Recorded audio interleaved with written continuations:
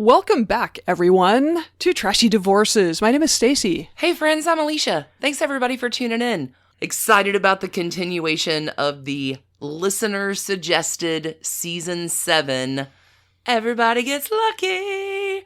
Our theme song this week. Who's that by? By another Trashy Divorces alum we covered many moons ago, Carly Simon, Legend in Your Own Time.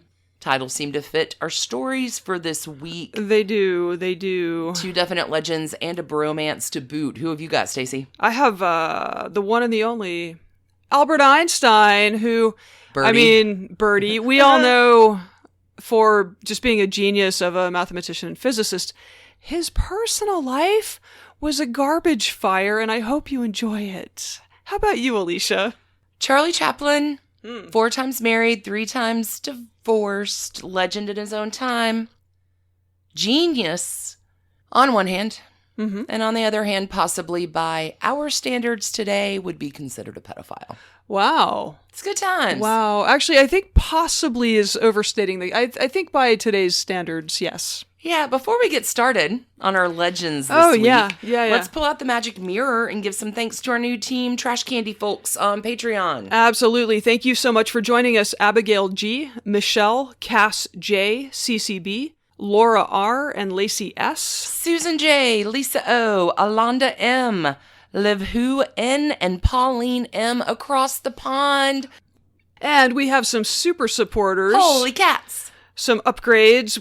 Thank you to Melissa B, and Megan D, Thea S, and Christine H. You're the best. Team Trash Candy, y'all are the very best. Thank you for your continued support, for all of the fun stuff we're doing over there. What did we do over there this week? We had our usual Trashy Tidbits on Tuesday. Ooh, I went into Trashy Tutors this week with a follow-up on Lady Jane Grey's sisters, Catherine and Mary. The other Grey sisters, I believe you called that. It's true. We did a Trashy Melodies this week. You have some Stevie Nicks. Oh, and her relationship with Lindsey Buckingham, and then her brief marriage and her friendship with Tom Petty, with the little Prince sprinkles thrown in. Yeah, Stevie Nicks is just a goddess. Everyone's fairy godmother. Yeah. We love her. I need my emotional support witch. It's funny. Stevie Nicks. Yeah, and if you would like to see sort of a selection of what we put up there, head to bit.ly/trashcandyquarantine to find a whole bunch of stuff we pulled out from behind the paywall. Bunch of free stuff there if you want to check out what happens over on the Patreon. All right, Alicia, are you ready to get rolling with these legends? I think this episode is going to be legend.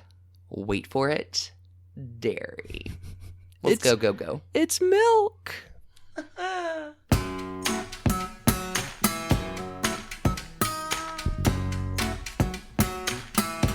So, Stacie, this week you're going to tell us a story about how even big brains get trashily divorced sometimes. The biggest brain. The biggest brain. Yeah, actually, yeah.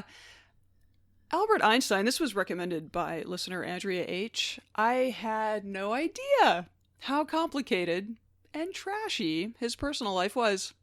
Alicia, I think you've probably heard of Albert Einstein, the wild-haired German mathematician and physicist whose likeness continues to appear on t-shirts and in pop culture, and whose musings continue to inform the thinking of generations alive today. He was instrumental in the development of modern physics, and to be honest, I think most people today bump into his ideas most commonly in science fiction, one of my loves. He was very much a rock star of his day, and apparently he enjoyed the ladies as much as any actual rock star does. Really? Oh yeah, his love life was a trashy mess for most of his life. And this is how we shall explore the life and times of one of the geniuses of the modern age, Albert Einstein. Young Albert was born March the 14th of 1879. Pisces. He's the oldest of 2 children in a secular Jewish household in Ulm, Württemberg, Germany. Okay. His dad was an engineer and salesman, and along with Albert's uncle, started a company that mass-produced electrical equipment. Interesting. When he was a baby, the family moved to Munich, where this company would be founded. They would later fall into hard times because of the alternating current, direct current controversy of the day, which was controversy. Tesla and The other guy? The light bulb guy. Edison? That guy. The light bulb guy. The light bulb guy. I mean, he invented a lot of things, it turns out. There's a town in New Jersey named for him. Okay. Baby Albert had some developmental delays. In particular, he did not acquire language on time. He was delayed enough that the family saw a doctor about it. But it was like 1880. What are they going to do? So, whatever. I guess they advised them not to kill the baby and just keep the baby alive. See what happens. Keep washing it. Keep feeding him. Yeah, he was otherwise healthy. So sometime after the age of 2, he finally started speaking. But he was weird about it. He still had trouble with it. The family maid began to refer to him as, I'm going to mispronounce this, but der Depperte, or like the stupid one, the dopey one, because what this poor little kid would do, he was still like working language out. So if he was going to say something, he would whisper it to himself first. Oh, interesting. And then say it out loud. So so he got made fun of a little bit. He had some challenges, but he also had a strong rebellious streak. He was, I think, also a very funny child. Deep antipathy to authority. So I'm sure he was like I'm sure he put some school administrators in a red-faced fury. And as you can imagine, German schools in the 1880s and 1890s were not exactly laboratories for the flowering of unique snowflakes. Rebel yell! Yeah, Albert got himself kicked out of at least one school. Oh, my. Another headmaster made an assessment for the history books when he declared that Albert Einstein, quote, would never amount to anything. Not like that light bulb guy. Woo! I want to call him Bertie. No one in his life, I think, called him Bertie, but as I was writing this, I was like, can I just call him Bertie? I don't know. It feels weird. When he was 5... Oh, now you're concerned about making up new names for people?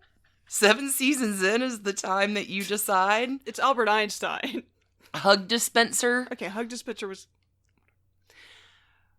When he was 5, his dad gave him a compass, and Albert would spend the rest of his life considering magnetism, like that just invisible power, invisible effect, like magic, physics. Science is cool, man. Okay, when he was 5 or 6, he started playing the violin, which he developed a lifelong passion for. It would not be his only passion. By 10, a medical student friend of the family was bringing him science and math books, and by 12, he was teaching himself algebra and Euclidean geometry. Of course he was. He wrote a proof of the Pythagorean theorem the same year, and he began to believe that he could conceptualize nature as a mathematical structure. That, I think, is like the soul of physics, is like, the universe is comprehensible if I just know enough math. That's what I'm saying, like, conceptualizing nature, conceptualizing the universe in a mathematical model, that is the core of what physics is. Sacred geometry. Yeah. It's all math. Mm-hmm, mm-hmm. Love it. Yeah, I mean, as like non-physicists who don't hold like science degrees, we're both like, I mean, it's basically magic. And it is to us. Science is magic. It is to us, yeah. Okay, so while he completed his secondary school education in Switzerland, he lodged with a professor at the school, and he fell in love with the professor's daughter, Marie. Aww. She was a year or two older, and there's surviving correspondence of love letters between them dating to April of 1896 when he was 17. The courtship lasted about a year. Then he went to Zurich to attend Zurich Polytechnic, and he would meet the woman who would become his baby mama. But not wife? And then later his wife. Oh! What? Albert Einstein, what? Bertie? Bertie? Let's meet Mileva Maric, the daughter of a wealthy family of the Austro-Hungarian monarchy, modern-day Serbia. Born December 19th, 1875, Sagittarius. She may have contributed to Einstein's 1905 flurry of world-changing work. She was an exceptionally bright student as a kid. Her father got a special exemption that allowed her to enroll at the all-male Royal Classical High School of Zagreb, which she started in 10th grade. This is like advanced math, physics. Like she was getting like an elite boys education. She's super smart. Yes. She had some kind of illness and ended up going to Zurich to attend a girls' high school. I find that, right, I see the look on your face. Really? Goes to a boys' school, has an illness, and then gets shipped to another country to go to a girls' school. For a particular period of time? Don't know. Interesting. So she started classes at Zurich's Polytechnic School at the same time that Albert did, Bertie. She was the only woman in their section, like the physics. They were all training to become professors of physics and mathematics. So it was like the teaching diploma program, whatever. The nerdiest wing in the college. There were 6 of them. She was the only woman, and she was only the 5th woman ever to be accepted into this program. Oh, wow. So when you think of Mileva Maric, think glowing orbs of brains, and Albert took a liking to her immediately. So by 1901, she was pregnant. I like your sexy brain. Oops. Yeah, they were not married at the time. His parents did not approve of the relationship, so she went back to Zagreb. Is that Serbia? She went back to Serbia, spent the pregnancy with her family. There's a lot of correspondence. Apparently, the world didn't know that this baby had been born until like the 1980s when a cache of letters What? was released. What happened to the... She didn't raise the baby? So it's thought that the baby either like died of scarlet fever as an infant. Oh. Or perhaps was put up for adoption in Serbia at the time. Interesting. There's like a letter or two that mentions her. In any case, Mileva would return to Zurich, sans baby, and the pair would marry in 1903 following the death of Albert's dad. Oh. No more disapproving father in the way, so down the aisle they march. This was not the joyful union one might have hoped for. Why not? Thank God for surviving letters. This is what Albert wrote to his, I think, soon-to-be wife. He writes, A, you will see to it, this is like A, period, you will see to it, parentheses, 1, that my clothes and linen are kept in order. 2, that I am served 3 regular meals a day in my room. No. B. In my room? B. You will renounce all personal relations with me except when those are required to keep up social appearances. You will expect no affection from me, and you must leave my bedroom or study at once without protesting when I ask you to. Hey, Sheldon Cooper. I mean, probably not entirely wrong. So... That's my spot. It's my spot. Wow. Not the warm and fuzzy Einstein that we might have thought of with all those fun pictures of his like wonky hair, sticking his tongue out, all happy. This is the period where Einstein worked in the patent office by day and wrote papers that redefined mankind's understanding of the universe by night. So historians will forever debate the extent to which, if any, Mileva contributed to her husband's thinking during this time while he's working these through. There is apparently some evidence that she contributed at least as a sounding board, and it's hard to think otherwise. She attended the same physics school he did. Well, is she allowed in the room right now or not? And that's the question, right? Because we've also got this, like, instructions for how to be my wife that I don't know.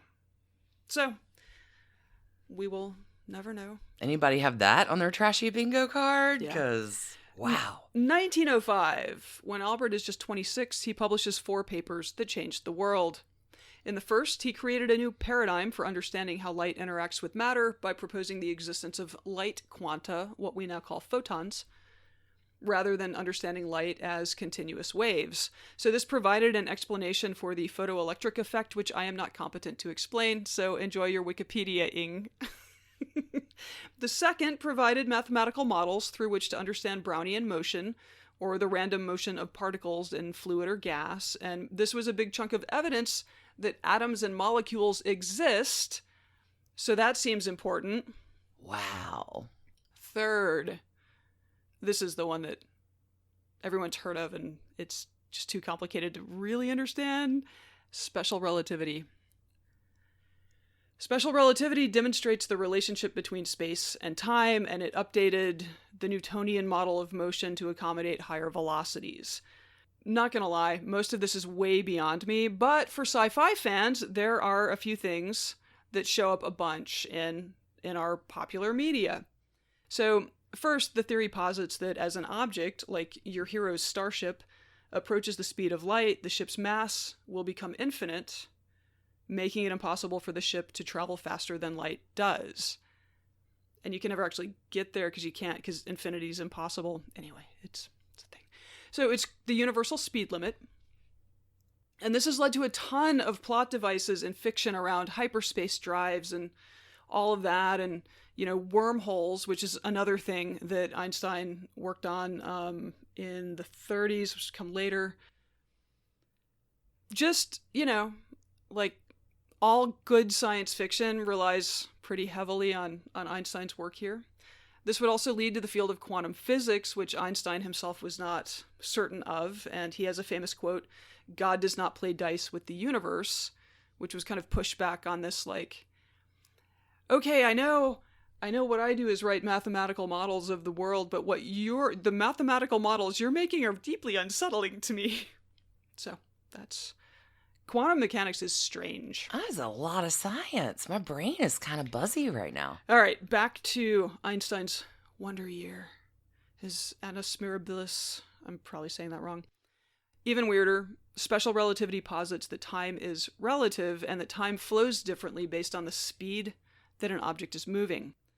So this is why your sci-fi protagonist might arrive back to Earth after like a quick shipboard mishap, resulting in a short duration, to her, high-velocity experience, only to find that everyone she ever knew has grown old and died, and her adult grandchildren are quite interested to meet her.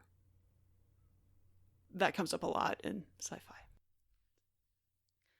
The fourth paper defined the equivalence of mass and energy, and gave us the most famous equation in mathematics, E equals mc squared. Yep. Okay, so this equation tells us that energy is the equivalent of mass times the speed of light squared. The speed of light is 186,000 miles per second, and you usually would express that in meters, I think. The number is ginormous, and so what this means is that anything that contains mass also contains tremendous quantities of energy, which leads us to splitting the atom and takes us into the atomic age. Interesting. Yeah. I had no idea. Yeah, Einstein. Boom. Boom. Okay. Done with science. 1905 did not just secure Albert's entry into science and academics. It genuinely changed and continues to change the world. His days laboring at the patent office, over. And soon he was a professor who traveled often to lecture on his work. Mileva, who had given birth to Hans Albert Einstein in 1904 and would have son Edward in 1910, was a dutiful wife and mother, but unfortunately, Albert, while apparently a decent father, was a dirtbag when it came to women. So he begins corresponding with his first girlfriend, Marie, again, telling her during Mileva's second pregnancy, quote, "I think of you in heartfelt love every spare minute and am so unhappy as only a man can be." Oh, boo-hoo. He's just got the roaming eye. He's just bored. He's 31. Yikes. He's a leading mind in science. He's been married for 7 years. He's bored. He's entitled. He wants what he You might wants. like your wife better if you let her in the room, dude. Never. I am as unhappy as only a man can be. Oh my God. All right. Drama. Yeah. Decades later, and like I think in the early 50s, he would advise a friend who had learned of her husband's affair not to take the cheating personally, writing to her, quote, "I am sure you know that most men, as well as quite a number of women, are not monogamously endowed by nature." I'm not even sure I disagree with that, but I do think, like, being honest is a really good policy. Agreed. Like, you don't have to be monogamous, but don't, like, abuse your partner's feelings. Okay. All right, Albert, Bertie. 1912. Oh. This is bad. Albert Einstein had reconnected with his cousin, Elsa. Elsa Lowenthal. Oh. And the two would begin an affair that would last for years before they finally married. What? Fun facts about Elsa. She is both his first and his second cousin. What? What? Okay, Elsa's mother was Albert's aunt, his mother's sister. Oh, my. So first cousin. They're first cousins, yeah. Wait. This is the dude who wrote a paper on special relativity? And he's dating his first cousin? Well, his first and his second cousin. Oh, God. Okay. Elsa's father Oh, no. was Albert's father's first cousin. Oh, God. So their dads were brothers? Is that how that works? Tell me it again. Elsa's father was Albert's father's first cousin. If they're first cousin because their mothers are sisters, then their dads are first cousins because they're whatever. Anyway, first cousin and second cousin on each side. The family tree does not branch, okay? It's just a log. It's just a stick. Overlapping Venn diagram. It's a perfect circle. Okay. Wow. Yes, to seal the deal, to just show how... It's not just like Sunday dinner. You got to do more than show up. More fun. Elsa was born Elsa Einstein. Oh, God. Which would have made the paperwork super easy if she had not had a first marriage to a guy named Max Lowenthal. Save somebody a pile of work at the courthouse. You're so right. So Elsa was born January 1876, Capricorn, in, gonna mispronounce this, as Heckingen, Germany. It's probably something close to that. She married Max when she was 20. He was from Berlin, where the couple would move in 1902. They would have 3 children. The last was a son born in 1903 who died soon after birth, but their daughters, Ilsa and Margot, survived. Margot would become a sculptor and live into the 1980s. Oh, wow. Mm-hmm. Elsa's marriage to Max obviously was not built to last, and in 1908 she divorced him and moved into an apartment in Berlin. From Albert's perspective, because the affair was going so well with his cousin after 1912, in 1914 he took a position at Berlin University and moved his wife and sons to Berlin. No. It did not take Mileva long to realize that Albert's super cousin was not just his cousin at all. So she took the boys and headed back to Zurich within the year.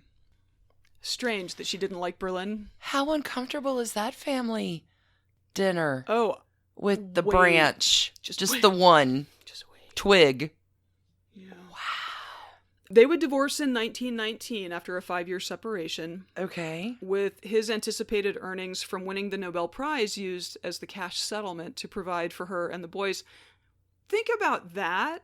Hey, Mr. Big Mind-blowing. Brain. Like, not only do you expect to win the Nobel Prize at some point, you expect it to be soon enough that it matters. I can put this in my divorce settlement because I'm going to have this cash coming in. He did, in fact, win the Nobel Prize for physics in 1921. It was awarded. There was some kind of bureaucratic mishap, and he didn't get it until 22. But yeah, so he got the prize. They couldn't give it to him for special relativity because that was so mind-blowing that it was not yet fully embraced. Because he married his double cousin, Natch. That's not...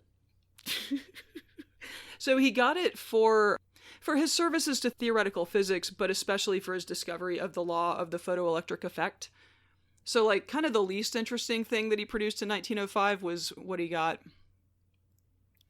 More interesting than that light bulb guy. Apologies to physicists out there. Maybe I'm misstating how interesting. Quarks. I'm just okay. So his acceptance speech was all about special relativity, though. I will never think of that the same way again ever, as long as I live. My work here is done. All right, when Albert and Elsa married in 1919, it was not a foregone conclusion that they would become man and wife. Oh. Albert wrote at the time, quote, "The attempts to force me into marriage come from my cousin's parents and is mainly attributable to vanity, though moral prejudice, which is still very much alive in the old generation." So I'm pretty sure that when he says my cousin there, he means my girlfriend. Different times, yo, different times.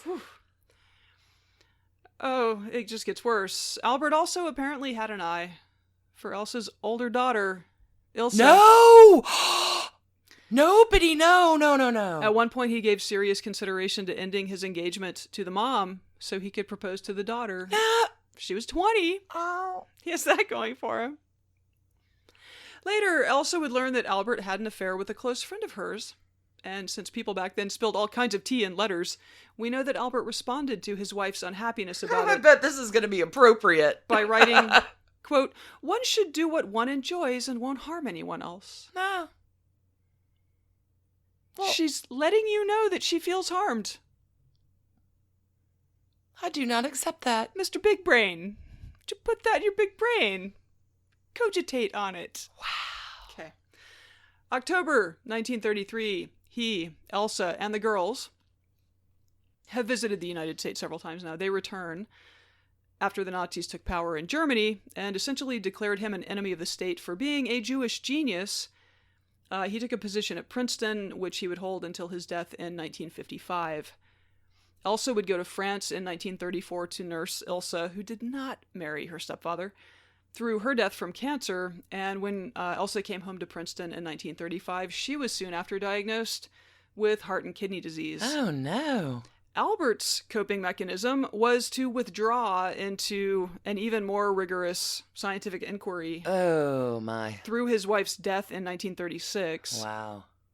Although friends report that he was demolished by her death. First wife, Mileva Maric, had a tough road ahead after their 1919 divorce. In 1930, when son Edward was about 20, he was diagnosed with schizophrenia and required substantial and expensive treatment for the remainder of his life. That's tough. Yeah, from what I can tell, Albert definitely helped financially, but he couldn't really go back. He couldn't go to Europe and visit because the Nazis burned his books. They stole his sailboat. They stole his house and turned it into a Hitler youth camp. No. Mm-hmm. Anyway, so yeah, he provided for Edward to a greater or lesser extent. I don't think that Mileva had a particularly happy, because then the war broke out, right? Just sucks. So she died in 1948 in Zurich.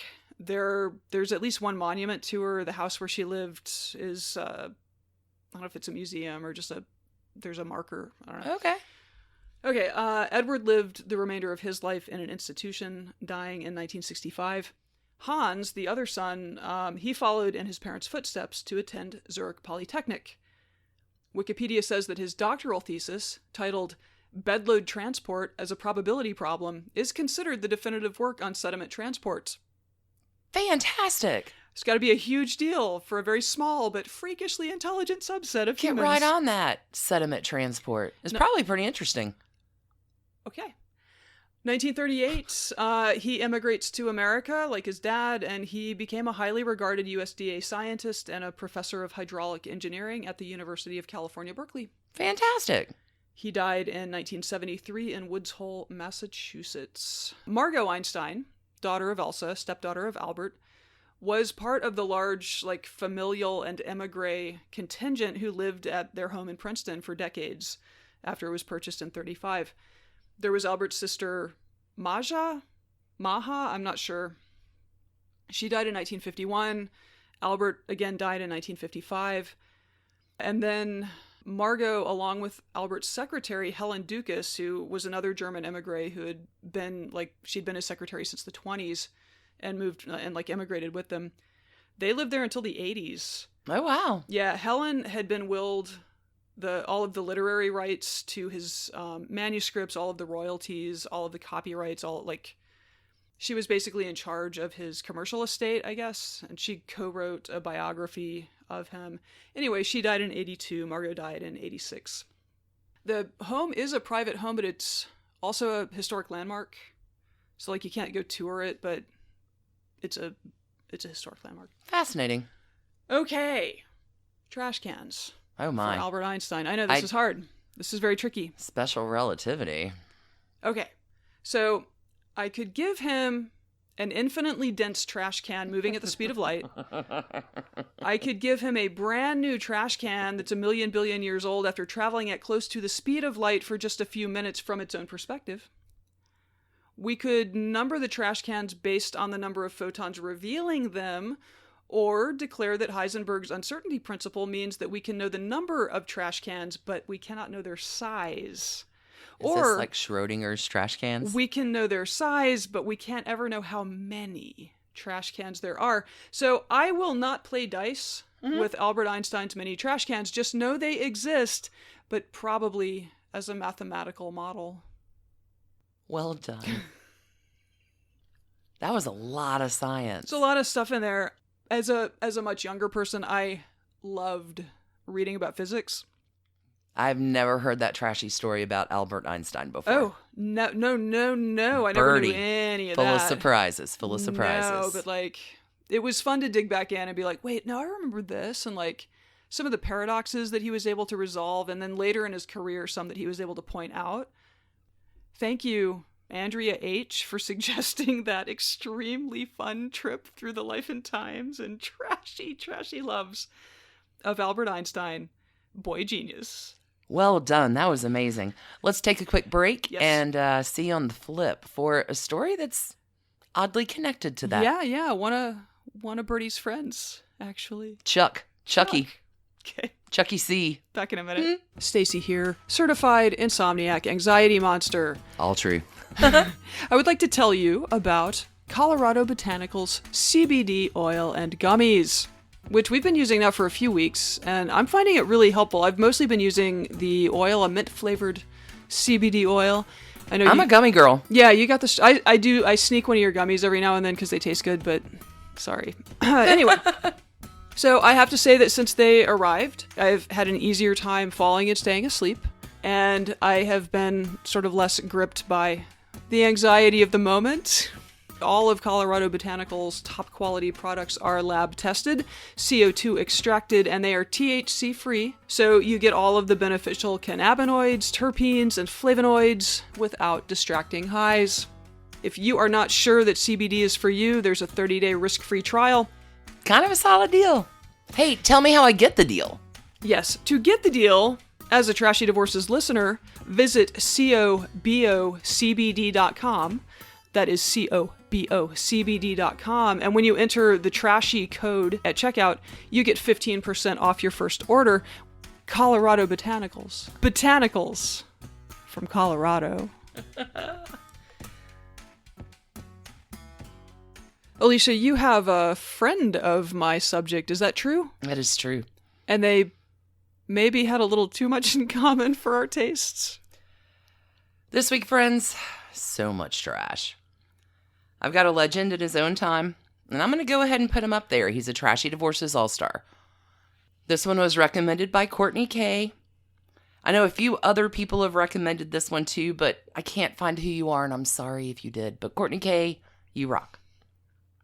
The little tramp, Charlie Chaplin, is quite a tramp. Married 4 times total. 3 divorces, 11 kids. Lots going on this week. With the real summary being 2 things. Number 1, Charlie Chaplin had a horrible childhood. It is filled with trauma with a capital T. But Charlie Chaplin overcame his traumatic childhood to make something of himself and his talent. At one point, Charlie Chaplin will say, he's more popular than Jesus Christ. That gets said quite a bit by people who should know better. No, John Lennon said that, but no, Charlie Chaplin said it first. Repetitions. I mean, I think Henry VIII may have said that at one point, too. Maybe no one wrote it down. Point number 2. Charlie Chaplin also groomed young girls and was a pedophile. Oh, God. Okay. I want you to go back into your mind, into the movie Dazed and Confused, and see Matthew McConaughey's character. Mm-hmm. All right. Yeah. Quote, that's what I love about these high school girls, man. I get older. They stay the same age. Oh, no. This is the best modern day representation I can find because Charlie Chaplin has a type. And they're young. They're real young. Eek. Old Charlie, Chucky C., was born April 16th, 1889. Charles Spencer Chaplin. He's an English boy. Also, born in the cusp of power. Charlie's dad is a drunk. Leaves before Charlie's 1. Spiraling mom and Charlie and his brothers into abject poverty. But also kind of an education because mom is a performer and Charlie will say he learned his skills watching her do housework. When Charlie's 5, Mom's performing one night. She can't sing. And Charlie gets, like, shoved out on stage and does the thing for her and finishes her song and, like, brings down the house.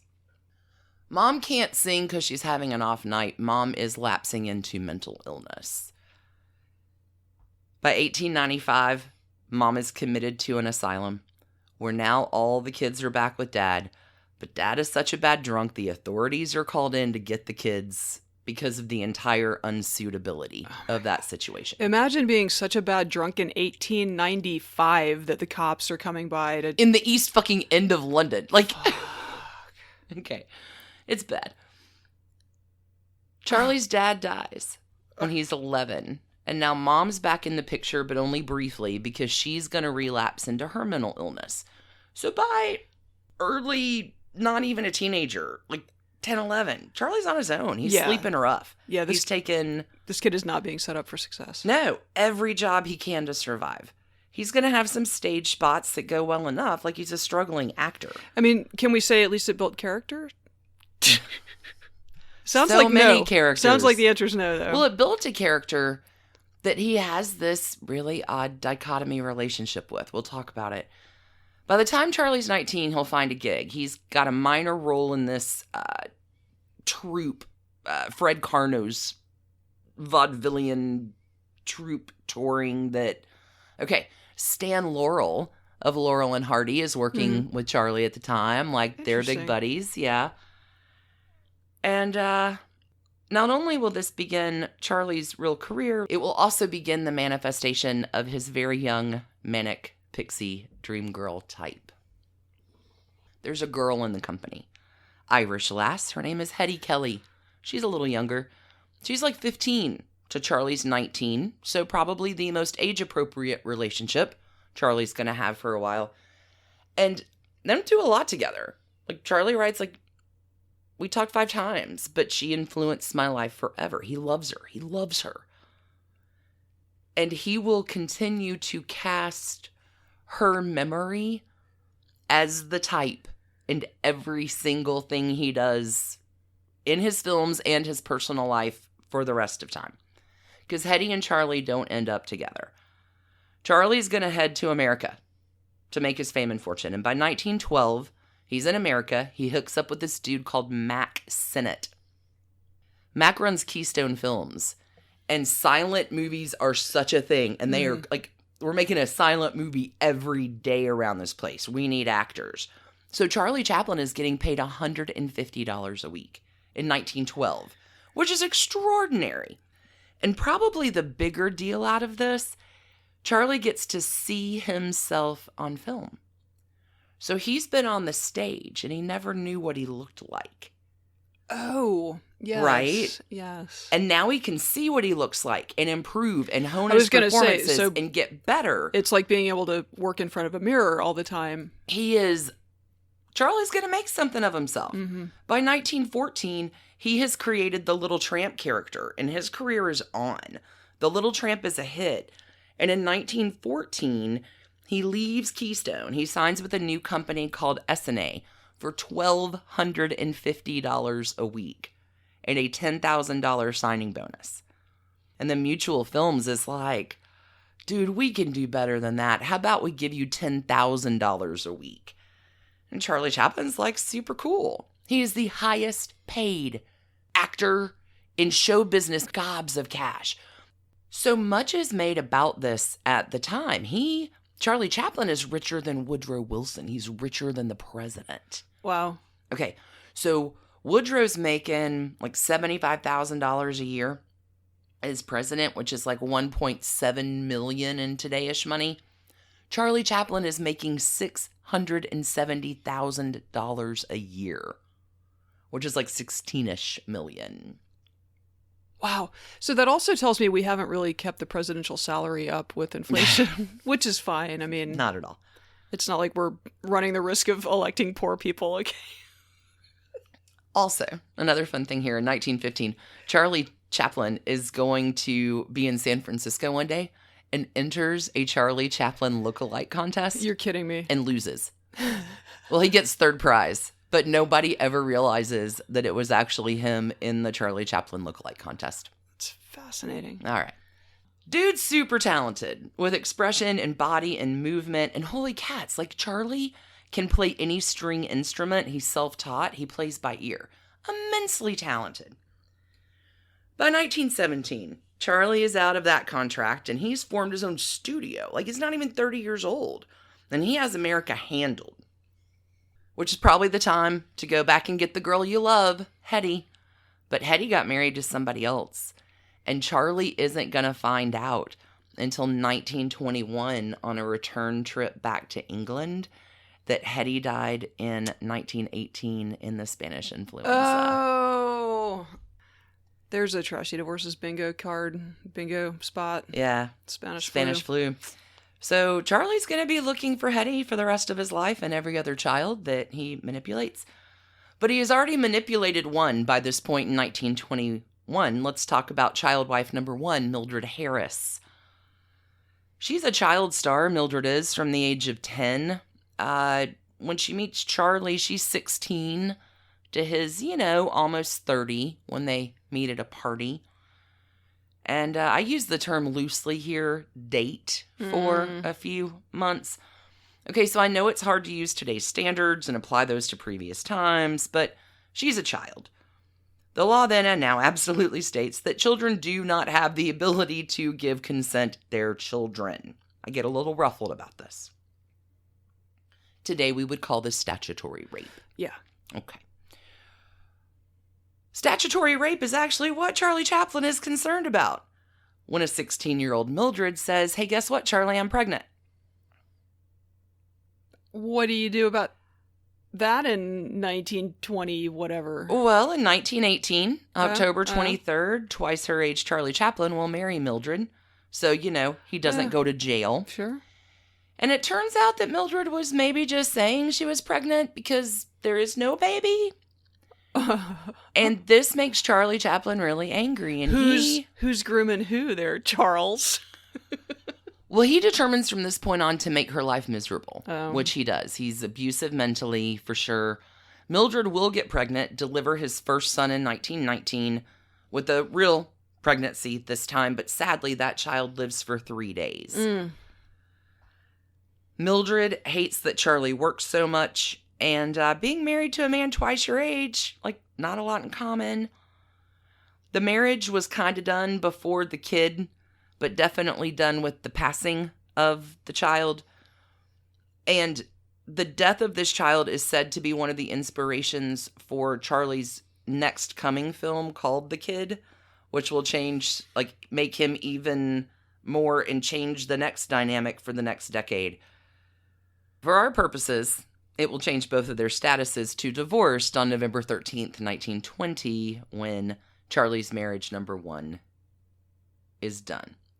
Mildred will continue to work in entertainment, but will suffer from a pretty severe alcohol addiction, which will affect her health.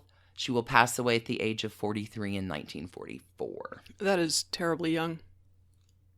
So by 1920, Charlie Chaplin is hot. He is a certified millionaire many times over. He's ditched all the other studios and will go on to form his own United Artists with his friend Mary Pickford and Douglas Fairbanks, which we talked about all of this in a Dirty Digs back from May of this year on Patreon. They were neighbors and there was a tunnel connecting their homes? Yeah. Yeah. It was fascinating. The Charlie Chaplin murder tunnel or something? I don't know. Oh, hold on. Oh. Pirate burial treasure tunnel. Perfect. Hold on. God's story has everything.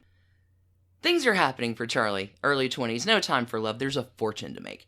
So the divorce happens with Mildred, 1920. The kid comes out in 1921. It's all happening. Including wife number 2, Lita McMurray. Lita is legit California royalty. Her family has been in California for generations. She's the grandniece of a governor of California. There are a lot of important people in her family. Lita meets Charlie for the first time when she is 6 years old. This would have been 1914-ish. Charlie Chaplin would have been 25. Lita will meet Charlie again at the age of 12. Where Charlie Chaplin's assistant director, friend, and maybe purveyor of girls.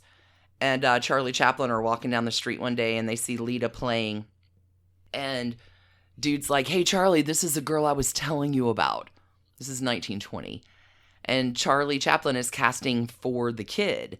So he's like, hey, kid, you're cute. Do you want to be in movies? And Lita's like, I need to ask my mom. So she goes, and her mom comes down, and the deal's done. So Lita gets cast as the flirting angel in The Kid. She's 12. Charlie's 32. I don't know what happens exactly.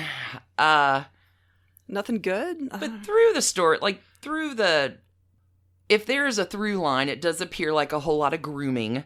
But Lita's going to pop back up around 1924 for his next film called The Gold Rush. Lita by now is 16. Charlie is 36. And taking another swing at a statutory rape charge, which will also cause Charlie to marry Lita, this time tromping down the aisle November 26th, 1924. So what's fun about this particular week in November 1924? Not only is Charlie needing to get married for the whole statutory rape thing, the week before that, Charlie was on the infamous yachting trip on the Oneida, belonging to William Randolph Hearst, with another guest named Thomas Ince, who will be dead by the end of that boating weekend. You've mentioned this in earlier stories and... For real, I love this story. So close to this story for so long. We did an episode on this, and I put it on the bit.ly.trashcandy quarantine link. It's from February 28th of 2019 about that whole story. So maybe Charlie needs to get out of a little bit of trouble because, murdered the weekend before. Why the rush to marry? Ooh. Lita's going to give birth May of 1925. She is recast in The Gold Rush because Charlie will take a long time on making his films because she's pregnant during the filming, and then she gets pregnant again. Jeez. Another kid follows in March of 1926. So she's had 2 kids, May of 25, March of 26. 2 babies in quick succession. This marriage with Lita and Charlie is done by November 26th. It takes 2 years. I don't know what the word for worse than acrimonious is, but this one is super bad. It is a long and public divorce. I think it's called a trashy divorce. Charlie will not even write about the divorce in his 1964 book. He's protecting his kids, he says. Lita will talk. She writes 2 books in her lifetime. And from this time period, there's an amazing interview I saw with her. She was older and has forgiven much about that time, but her insights are just fascinating. Lita says, I didn't have a social life. I had 2 kids in 2 years, and Charlie was really into his work. He was a genius, but he does and thinks odd things compared to other people. This one time, Charlie will approve a party that Lita can give at the Biltmore one night for, teenagers. They're playing records. And Lita has a great time, and everybody has fun, and she takes everybody, all the teenagers back to her house. And Charlie Chaplin, kicks him out like dad. She's his superiority and how he was just dad-like. Lita will go on to say that Charlie's real love was with the character that he created, and that anything that appeared to threaten that would be cut out of his life. It brings out if you threaten the little tramp, if you threaten his character, it brings out the worst in him. Lita files for divorce in 1927. Lita is going to accuse Charlie of trying to force her to have an abortion, as well as sex acts that cannot be spoken of in public, which leaves much to the imagination. Surprise, surprise, so no legal documents are ever filed. The suit is settled out of court, probably to protect some of those lewd and lascivious acts that Lita refers to. In 1928, Lita will get $600,000, which is about $9 million in today's dollars. It was astronomical for the time. Sure. I mean, if you're married to somebody who is deeply committed to protecting their brand, pay up. Yup. Second wife, over and out by 1928. Charlie's out a lot of cash to boot, and also has now developed a reputation as the poster boy for loose morals. He's a 16-year-old. Yeah. That's not good for your brand. Yeah. Bro. Every year I get older and the girls just stay the same age. Also, talkies had started. So, again, threatening his character. His character doesn't talk. Talkies and Charlie Chaplin are not going to go together. Right. Now, hold up. Let me finish here with Lita. Lita will continue to work on the vaudeville circuit, travels all over the U.S., all over Europe, and in 1950 will become an agent, a talent agent, hoping to break her two boys into the business who aren't going to go her way in particular. But the last interview I saw, she's much older. She's mellowed a bunch. She has pleasant memories now, and I've been able to account for all the things that were not so pleasant. Lita will pass away at the age of 87 in 1995. After a few more marriages, she lives quite a life. She is the longest living of Charlie's wives and is often interviewed about him. Right. In the later years. Correct. Okay, jumping back in the story. So talkies have started. Charlie Chaplin's like, I don't want to do talkies. The Depression. Charlie takes off in 1931 for a world tour. This is where he will meet Bertie Einstein and Mahatma Gandhi. Yeah, I think he invited Albert and Elsa to come to the premiere of whatever of his films was coming out then. He does. I got a whole follow-up on the bromance of Charlie Chaplin and Chucky and Bertie this week on Tuesday's Trashy Tidbits.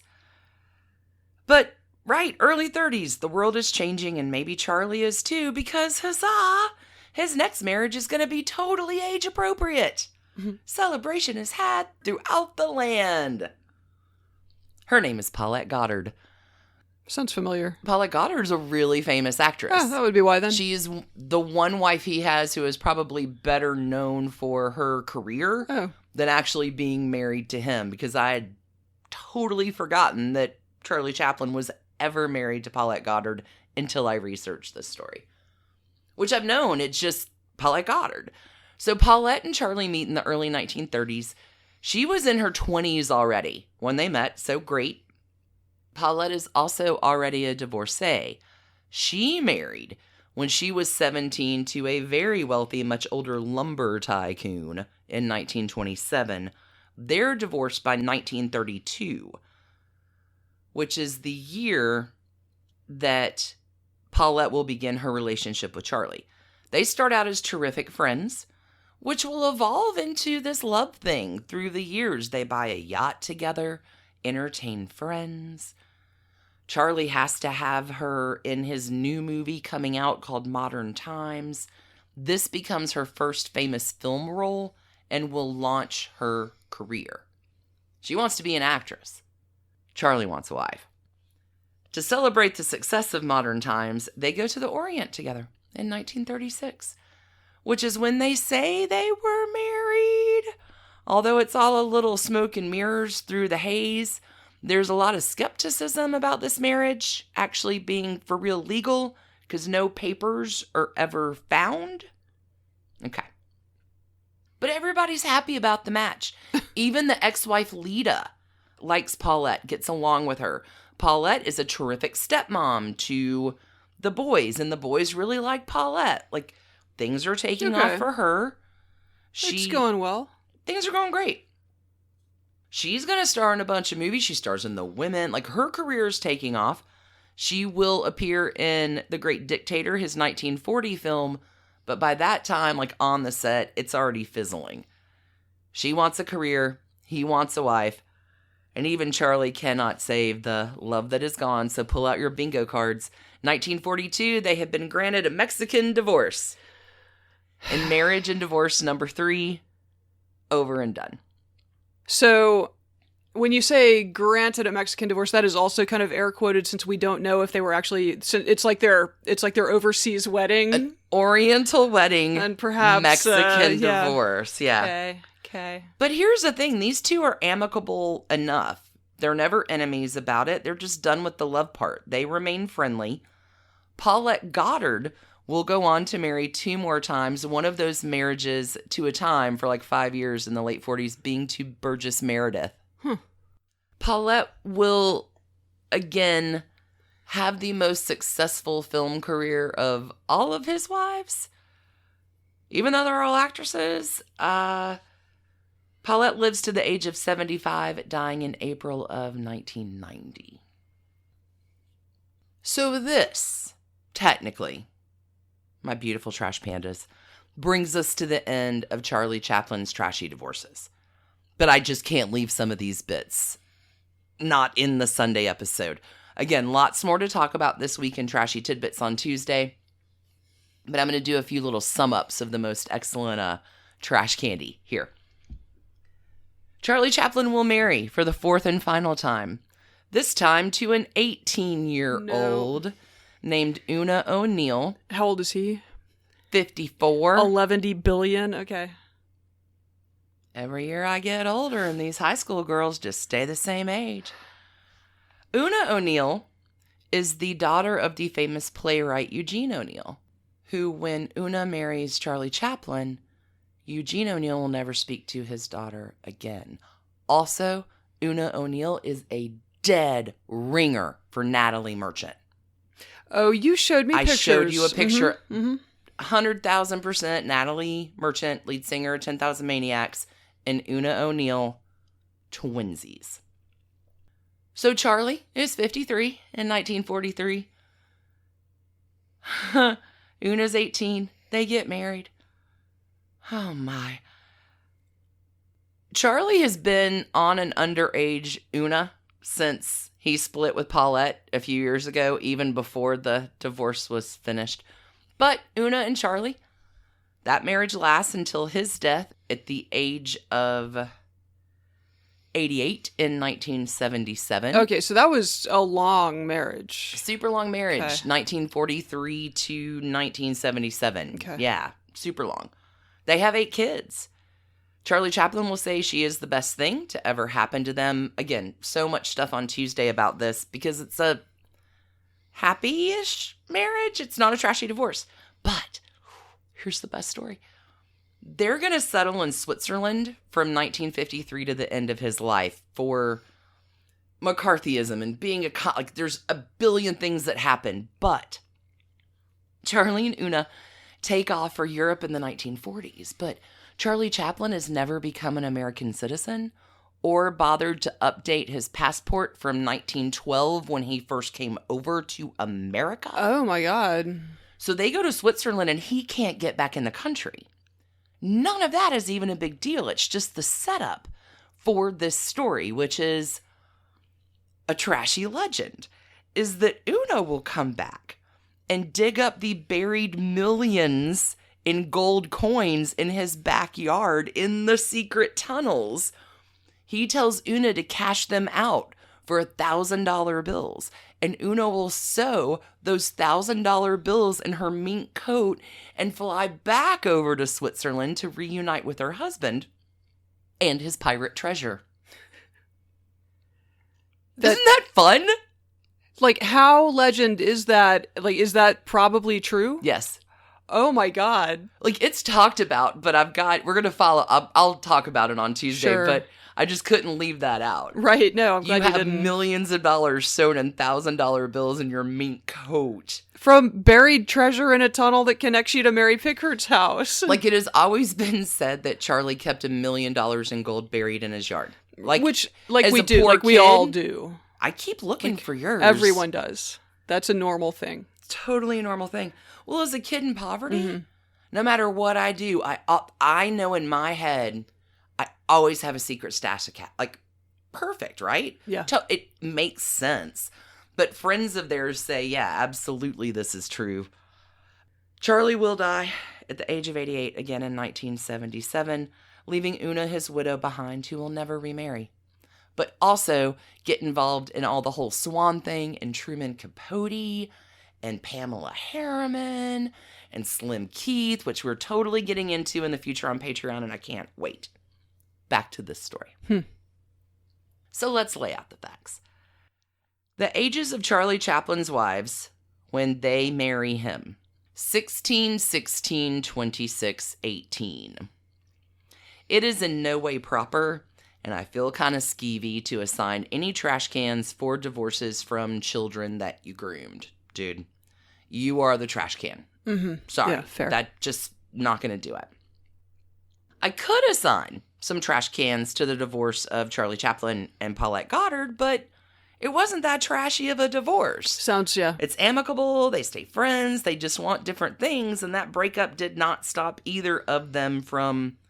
Hell, we can't even find the papers to prove they were ever married. So, maybe for the first time in the history of trashy divorces, I have not a trash can in sight to assign. What I hear you saying is they may have had some special relativity going on as well. I mean, Charlie Chaplin is the trash can in this story. Sure. Genius of a talent, super talented, entirely trashy too. Welcome to the show where we kill your heroes. We can't help ourselves. And that's a wrap. We'll be back next Sunday with another week of your trash spectacular suggestions. Yes, and if you have suggestions, drop them into the pinned post in our Facebook group. Or email us at trashydivorces.com. Drop us an email.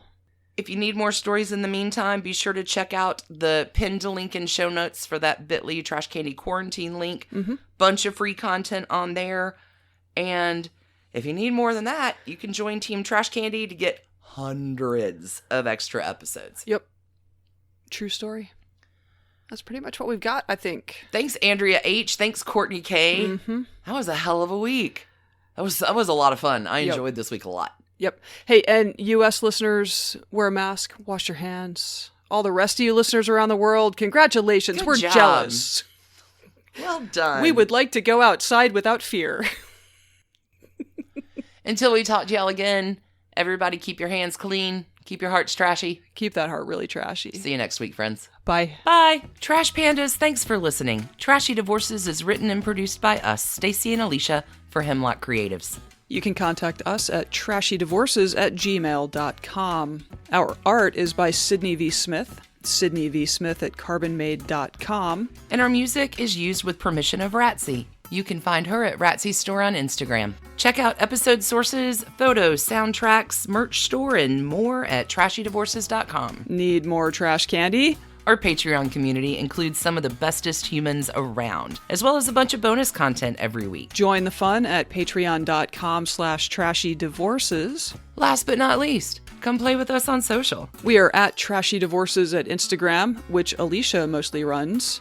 Twitter, which Stacie mostly runs. And on Facebook, which we split. split. We also have a Trashy Divorces discussion group on Facebook if you want to chat with other Trashy Divorces listeners. Thanks again for listening. Keep it trashy, y'all.